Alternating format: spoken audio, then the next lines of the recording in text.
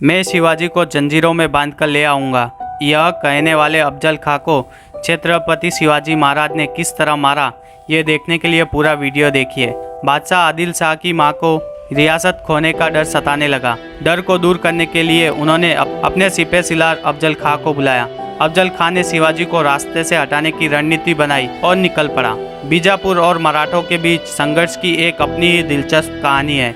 छत्रपति शिवाजी महाराज का रुतबा बढ़ता जा रहा था। इस पूरी कहानी को समझने से पहले छत्रपति शिवाजी महाराज के बारे में वो पहलू भी जान लो जो उनकी हिम्मत और बहादुरी की अलग ही तस्वीर बताते हैं। छत्रपति शिवाजी महाराज का जन्म 1630 में हुआ था। उस दौर में भारत के पश्चिमी हिस्से में 3 इस्लामी साम्राज्य थे। अहमदनगर में निजाम शाही, बीजापुर में आदिल शाही और गोलकुंडा में कुतुब शाही का रुतबा था। लेकिन तीनों ही आपस में लड़ते रहते थे। रह रहकर मुगल दक्षिण में अपना झंडा बुलंद करने के लिए चाले चल रहे थे। शिवाजी ने अपनी किशोरावस्था में विद्रोह की शुरुआत करते हुए बीजापुर की 4 पहाड़ियों पर कब्जा कर लिया। यह वो दौर था जब औरंगजेब अपनी प्रसिद्धि की बुलंदियों पर था। यही वजह थी कि शिवाजी औरंगजेब की आंखों में चुभने लगे थे। और शिवाजी की सबसे बड़ी खूबी यह थी कि वो उन हमलों की योजना बनाने में सक्षम थे जो असंभव लगते थे और उन्हें अंजाम देने से भी पीछे नहीं हटते थे।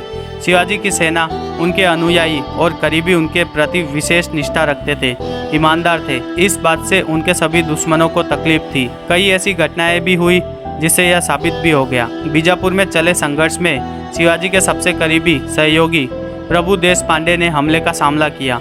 उनके पास मात्र 300 सैनिक ही थे, लेकिन शिवाजी को सुरक्षित जगह पर पहुंचाने के लिए वो जंग में शहीद हो गए। बाजी प्रभु देशपांडे के बारे में अगर वीडियो पूरा देखना चाहते हो तो हमारे कमेंट बॉक्स में लिखिए। अफजल खां और शिवाजी की दुश्मनी जग जाहिर थी। अफजल खां ही शिवाजी के पिता शाहजी को बंदी बनाकर बीजापुर ले गए और बड़े भाई संभाजी की मौत में भी उन्हीं का नाम सामने आया। और अफजल खां ने अपने दरबार में कहा था कि कौन है शिवाजी, मैं उसको जंजीरों से बांध कर ले आऊँगा। उसे बंदी बनाने के लिए तो मुझे घोड़े से उतरना तक नहीं पड़ेगा। अफजल खां ने रणनीति बनाई और संधि करने के लिए मुलाकात का संदेश भेजा। तय हुआ कि कोई भी सेना लेकर नहीं आएगा और वो दिन आ गया। 10 नवंबर 1659 को दोनों की मुलाकात की तारीख तय हुई।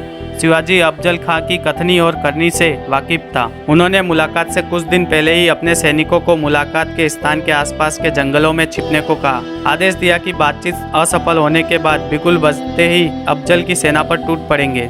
सफेद रंग के जामे में शिवाजी महाराज उनसे मुलाकात के लिए पहुंचे। उनकी दाहिनी आस्तीन में एक तेज कटार बिछुआ छिपी हुई थी। इसके अलावा बाएं हाथ में बाघ नख छिपा हुआ था। उनके साथ सबसे विश्वस्त सैनिक जीवा महाला और संभाजी कावजे थे। अफजल खां मुलाकात के लिए आगे बढ़ा और शिवाजी को गले लगा लिया। अफजल ने शिवाजी के गले को बाहों से कसकर पकड़ लिया और फिर झटके से कटार से हमला किया। शिवाजी ने फुर्ती दिखाते हुए उस पर अपना बाघ नख घोंप दिया।